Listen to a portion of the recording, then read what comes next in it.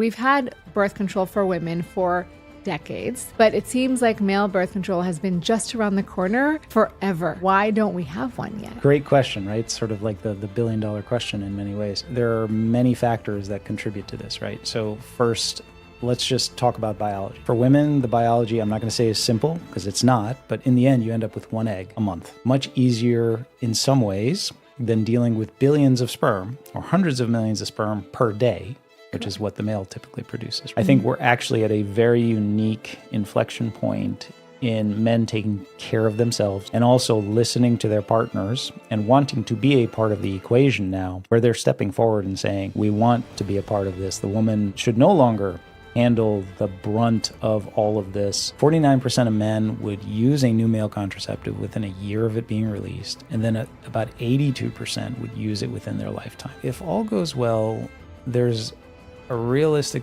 possibility of an FDA approval of a first male contraceptive in... The semen analysis is considered the cornerstone of male fertility testing, but the truth is it's mediocre at best. I'm Dr. Rena Malik, urologist and pelvic surgeon.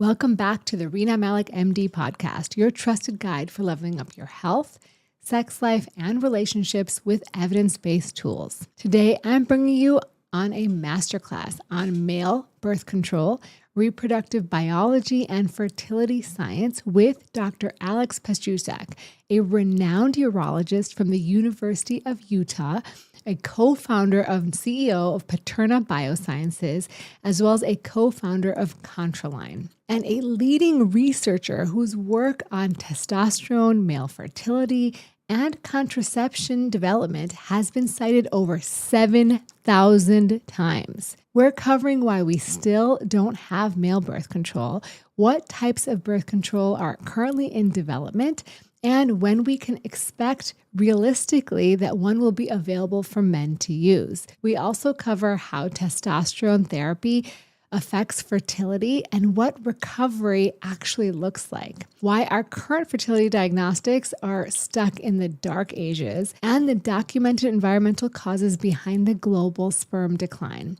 Whether you're considering testosterone, planning for kids, or just want to understand male fertility, this episode is for you. If you want to learn more about testosterone, check out my 100% free testosterone blueprint in the description below, or go to www.renamalikmd.com/testosterone blueprint. Dr. Pastusak, thank you so much for joining us today. Thank you, Dr. Malik. Glad to be here. I'm really excited to talk about this because I think it's a huge topic, and we've had birth control for women for decades.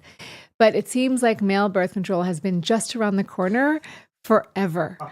So what's going on there? You've been involved in this process for quite some time. What has been the challenges and why don't we have one yet? Great question, right? It's sort of like the billion-dollar question in many ways.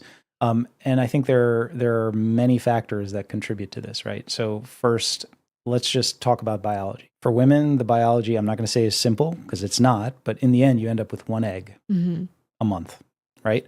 Much easier in some ways than dealing with billions of sperm or hundreds of millions of sperm per day, which is what the male typically produces, right? So that's one issue. And let's take it beyond biology. So the biology problem on the male side is challenge, right?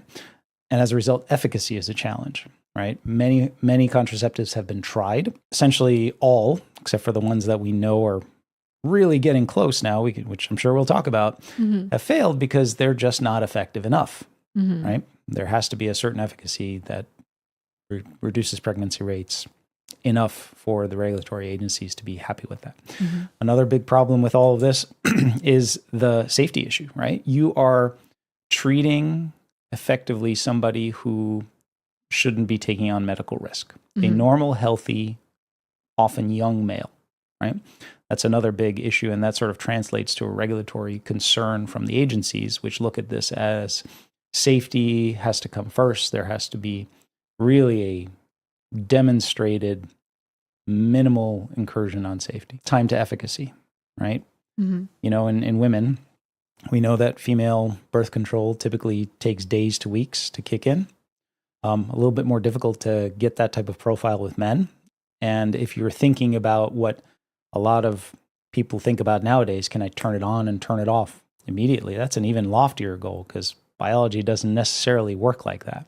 Yeah. And then I think some of the other longer tails just really have to do with investability in the market, right? And there are two components to that. There is what have typically been the profiles of male contraceptives that have started to make their way or made their way through clinical trials, which is long acting.